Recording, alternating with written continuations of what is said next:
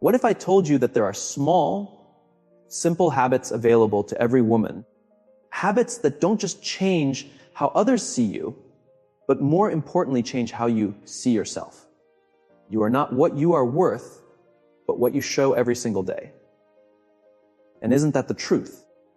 Your value isn't something written across your forehead or stitched on your clothes. It shows in your energy, in the way you move, in the choices you make, and in the consistency of who you are day after day. I'm not here to share vague or abstract principles. I want to talk about 5 powerful habits that you can start practicing right now. Habits that will help you increase your value, not by comparing yourself with other women, but by slowly becoming a clearer, steadier, and more respected version of yourself. And before we dive in, let me remind you, stay connected here. Not just by pressing a button to subscribe, but because every word you hear, every lesson we share together, becomes another piece of armor you can wear as you build the life you long for. So let's start.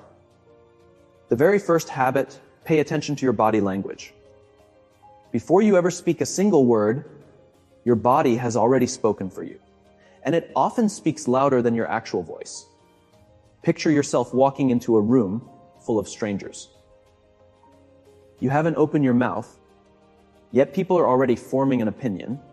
They notice if your shoulders are slouched or upright, if your chin is lifted or lowered, if your steps are hesitant or steady. Within seconds, they've received a silent message from you. That's body language. The quiet communication that arrives before sentences, before introductions, before explanations. The challenge is that many women ignore this silent expression for years. We believe that confidence comes from how well we can talk. But in reality, it begins much earlier. It begins with how you walk into a space. I remember meeting a woman at a conference, not the most successful in terms of achievements, not dressed in the most expensive clothes. Yet, when she entered the room, everyone noticed her.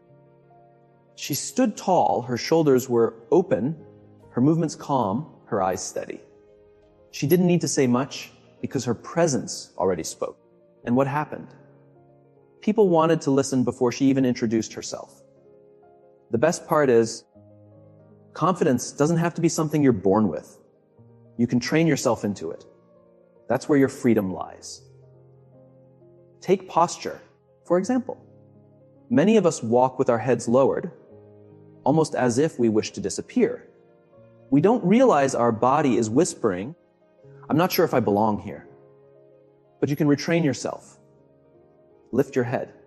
Straighten your back. Let your shoulders relax but open. Raise your chin, not to look arrogant, but to say with your presence, "Yes, I am here." Then, eye contact. Eye contact is one of the strongest signals of confidence. Too little and you look uncertain. Too much and it can feel harsh or intimidating. But that calm, steady gaze with natural blinking, that creates instant trust. I've seen whole conversations shift because one woman chose to hold her gaze just a moment longer. With calmness, not with force. And your gestures, they tell stories too. Quick, restless hand movements reveal nerves. Arms crossed tightly send the signal of being closed off. But slow, thoughtful gestures, they carry meaning. Watch women who speak with passion and clarity. Every movement adds weight to their words. They don't flail or fidget. They speak with their whole body, and it's powerful. But here's something important. Body language isn't just about impressing others. It also reshapes how you see yourself. Scientists call it body feedback. Your body influences your mind just as much as your mind influences your body. When you carry yourself like a confident woman, your brain slowly begins to believe it. That's not magic, it's biology. Hormones shift. Stress decreases. Confidence rises. Try this. The next time you feel nervous, step aside for 2 minutes. Plant your feet firmly on the ground. Stand tall, shoulders back, hands on your hips, chin lifted. Breathe deeply. Walk in as though the room was already yours. Even if inside you still feel unsure, the world doesn't hear your inner thoughts. It sees your presence. And presence opens doors. I've witnessed women completely transform their lives with this one habit. One woman I knew avoided events for years because she felt too shy and thought she didn't know what to say. I gave her one simple challenge, not to rehearse words, but to practice posture. Within 3 months, she wasn't just attending events.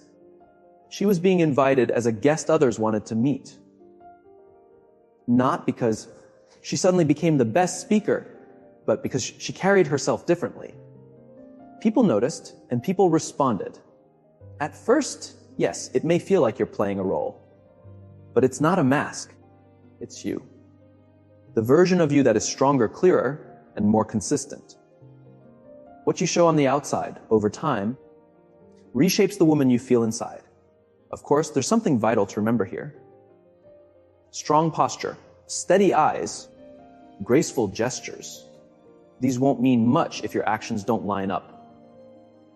Confidence without honesty won't last.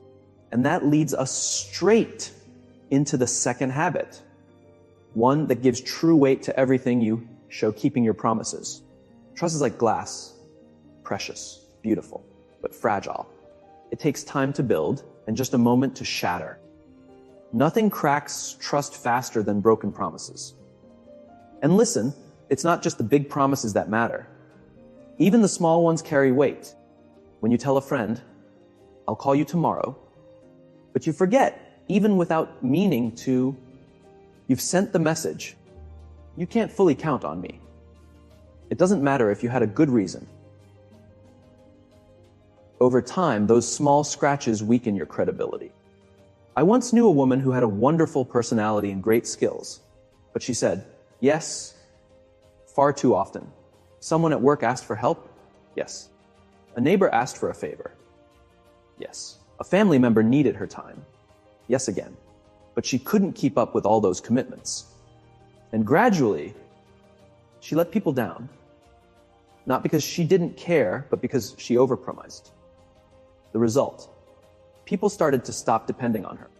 The truth is simple. It's better to promise less and always keep it than to promise more and sometimes fail. Because every promise you make is an invisible contract.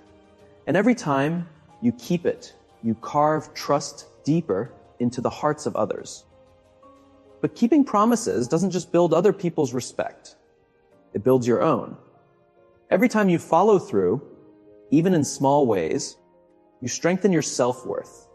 You tell yourself, "I am dependable. I can count on me." And once you start seeing yourself that way, your ability to handle bigger responsibilities, bigger challenges, and bigger opportunities grows. I've seen women change their entire outlook on life simply by learning to value their word. Because when you trust yourself, everything around you begins to shift. For example, a young woman once told me she felt invisible at work. She said, "I do my job well, but nobody seems to respect me or take me seriously." At first, she believed it was only because of how others treated her. But when I watched her closely, the picture became clearer. She often arrived late to meetings, delayed small tasks, and forgot the little details she had promised to deliver. None of these mistakes were huge on their own, but together they quietly damaged her reputation. People began to see her as unreliable, even though she was smart and capable. We worked on a simple but life-changing rule: never make a promise she couldn't keep 100%. 6 months later, something beautiful happened. She was promoted. Not because she had learned a brand new skill, but because she had changed how she honored her commitments. She had become known as a woman of her word. That doesn't mean you should always say yes. In fact, the women who are deeply respected are usually the ones who can also say no without shame or guilt. They know that rejecting a promise is far more honest and kind than saying yes and breaking it later. One of my close friends, who is a personal trainer, never takes on more than 6 women clients at the same time, even though she could probably handle 10 and make more money. She refuses. Why? Because she knows that if she spreads herself too thin, she cannot give each client the attention and quality she promises. And it is this very consistency that has built her strong reputation. Everyone knows if she commits, she shows up fully. Here is a rule you can begin using right now if you realize you cannot keep a promise. Speak up in time. It is 1,000 times better to honestly admit beforehand that you won't be able to deliver on time than to let someone discover the truth later. That honesty preserves trust, and trust is priceless. But there is something even deeper. The promises you make to yourself are the most important of all. Deciding to wake up early tomorrow and then hitting the snooze button or telling yourself you'll start that passion project but postponing it again. These small betrayals quietly tell your heart, my own word doesn't matter. And nothing weakens a woman's spirit more than losing faith in her own word. It chips away at your motivation, your confidence, and your sense of worth. That's why I encourage women to keep at least one promise to themselves every single day, no matter how small it seems. It could be as simple as drinking more water, taking a 10-minute walk, or finishing a chapter of a book you've been meaning to read. It's not about how grand the action is. It's about proving to yourself that when you say you'll do something, you will. Even a small promise fulfilled plants a seed of strength inside you. You might not see the change right away, but over time, those seeds grow into a reputation within yourself and with others that opens doors you never imagined could open. And then there is something even more powerful than keeping your commitments. It's the ability to truly listen. Many women are naturally empathetic, but in today's noisy world, even we forget that listening is not just hearing words. It is giving someone the gift of feeling seen and valued. Respect is not only earned through speaking well, but also through listening with your whole heart. If you really want to gain admiration and respect, learn when silence is stronger than words. Learn when listening carries more weight than speaking. This is where the next habit comes alive: talk less, listen more. Most people do not realize this truth. It's not the talkers who are remembered, but the ones who listen deeply. In a world drowning in noise, the one who truly listens becomes rare, precious, unforgettable. Listening doesn't mean waiting for your turn to respond or nodding politely while your mind races with your own stories. True listening means putting your own thoughts aside for a moment and stepping into the world of the other person, making them feel that for these few minutes, their story matters more than your own. I once met a woman leader who was respected by everyone, not because she always had the best ideas, but because she made people feel important. When someone came to her with a concern, she would put aside her phone, look them straight in the eyes, and listen as if every single word had weight. She didn't ask questions to test them or to show how smart she was. She asked questions to truly understand. And in a company where everyone was chasing numbers, she was building something far more powerful: trust. I remember once sitting in a cafe, watching a couple. The man spoke endlessly, his words pouring out without pause. He didn't notice how the woman across from him looked down, clutching her coffee cup tighter and tighter. Once, she tried to speak, but he cut her off, not out of cruelty, but simply out of habit. And I wondered to myself, how many relationships fall into silence, not because of anger, but because one person never learned how to be silent at the right time. When you truly listen, you give someone a silent but powerful gift, the message: you matter to me. And that message lasts far longer than the most eloquent speech. Listening also makes you wiser. Every single person carries knowledge you don't have. an experience, a perspective, a lesson. But you'll never uncover it if you fill all the silence with your own voice. Strangely enough, you learn more when you speak less. I call this the mirror effect. When you listen, you become like a mirror in which the other person sees themselves more clearly. Sometimes, simply hearing their own words spoken out loud helps them find the answers they were searching for, and you become the one who gave them that clarity without even saying much at all. But let's be clear, listening doesn't only mean staying quiet. It means showing that you are present. It's in the eye contact, the nods, the small facial expressions that tell them you're with them. It's in asking thoughtful follow-up questions that prove you heard them. If a friend says she had a terrible day, instead of immediately telling your own story of a bad day, you could simply ask, "What happened?" That simple question shows care. And here's a golden rule: don't rush to fill silence. Silence may feel uncomfortable at first, but often the most meaningful words come right after it. Give space. Let it breathe. That space is where hearts open. I have seen this habit transform relationships completely. A woman I know had constant conflict with her teenage daughter. Every talk ended in shouting. One day, the mother decided to stop rushing into answers. She simply listened and asked short, gentle questions. The first time, her daughter was surprised. The second time, she spoke a little longer. And within weeks, their conversations began to soften. They still didn't agree on everything, but something had shifted. Listening had unlocked a door that endless words had kept shut. That is the power of listening. It doesn't guarantee you will convince the other person, but it guarantees they will feel understood. And in a world where everyone is desperate to be right, the gift of feeling understood is priceless. Of course, balance is needed. Listening doesn't mean losing yourself. There will be times when you must speak boldly, share your vision, and defend your truth. But most of the time, the strength of your words depends on how well you've listened first. It's like pulling back the string of a bow. The more careful the aim, the farther the arrow will fly.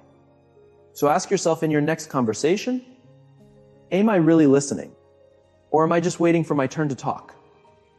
If it's the latter, pause. Take a breath. Let the other person speak fully. You'll be amazed at how people open their hearts when they feel your complete attention. And here's the beautiful part.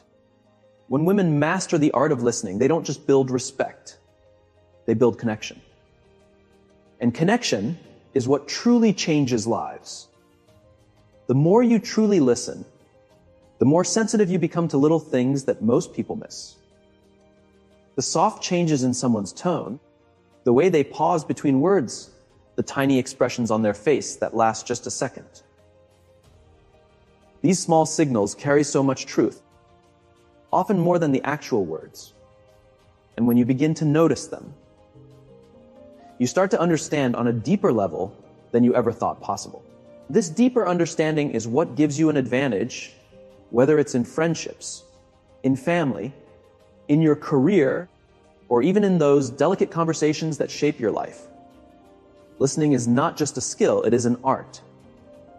And like any art, it grows more powerful the more you practice it. So start today. Speak a little less. Listen a little more. Watch closely. You'll begin to see what changes. Sometimes when you really listen, you also discover something about yourself. Because the way others respond to you is often shaped by the image you present to the world. And this leads directly to another important truth. Dress like the woman you want to become. Your clothing, your style is like a quiet language. It speaks even when you say nothing. Every color you wear, every cut of fabric, every little accessory tells a part of your story. And here's the beautiful part. You are the author of that story. People may not know who you are at first glance, but they read your appearance. They're looking at the cover of a book, They don't know the content yet. But in just a few seconds, they make a choice. Do I want to turn the pages? Do I want to know more? This isn't about being shallow. It's about alignment. Your outward image should reflect not only who you are now, but also the woman you are becoming.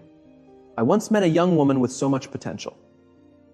She was bright, passionate, full of ideas, but she dressed as though she didn't believe in herself at all. Wrinkled clothes, worn out shoes, hair pulled together in a rush. When I asked her why, she smiled and said, "I don't want people to judge me by how I look. I want them to see my heart and my ideas." I understood her completely because I had once thought the same way. But life taught me a difficult truth. The world doesn't work like that. People see you before they hear you. And if your appearance doesn't match the greatness inside you, you begin the journey at a disadvantage. Dressing like the woman you want to become doesn't mean spending thousands on designer brands.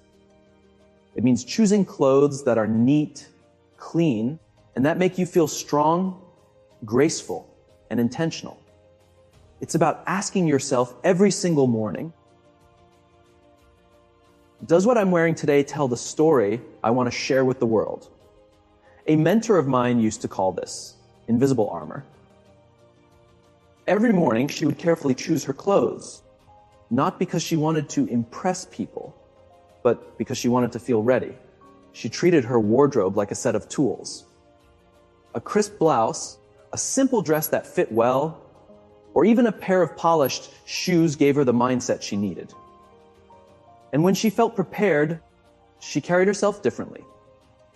She spoke with more confidence. She looked people in the eyes. She didn't shrink back. She showed up as the woman she was meant to be. That's the secret. Clothing doesn't only change how others see you. It changes how you see yourself. Science even supports this.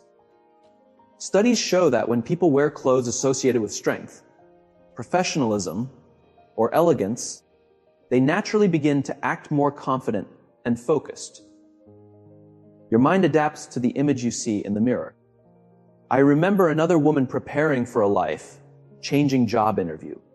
She was torn between wearing a casual dress or a more professional suit. She hesitated, afraid she might look overdressed. In the end, she chose the suit. And something powerful happened. The moment she looked at herself in the mirror, her whole body language shifted. She walked with a new confidence. She spoke with calm assurance. She even breathed differently. That day, she got the job, not only because of her qualifications, but because she stepped into that room already embodying the woman she wanted them to see. But let me make this clear. Being well dressed doesn't mean copying someone else's style. It means finding your own. What works for a corporate leader in a tailored blazer might not work for a creative artist or a woman building her own small business from home. The key is authenticity. Choose clothes that feel true to your personality and your dreams. And remember, it's not just about what you wear, but how you care for it. The most beautiful blouse loses its impact if it's wrinkled. The most expensive heels look careless if they're scuffed. The way you care for your appearance reflects the way you care for your work, your family, and your life. Clothing can even open doors. A bright color can draw someone's eye. A necklace with a story behind it can spark a conversation.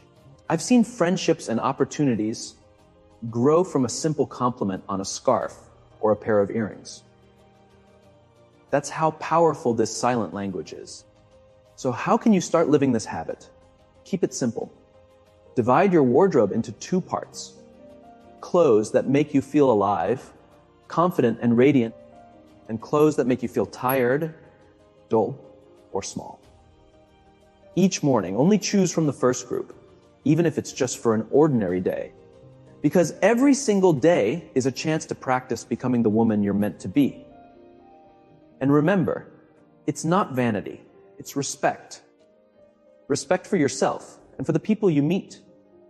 When you take care of your appearance, you are sending a message: I take this seriously.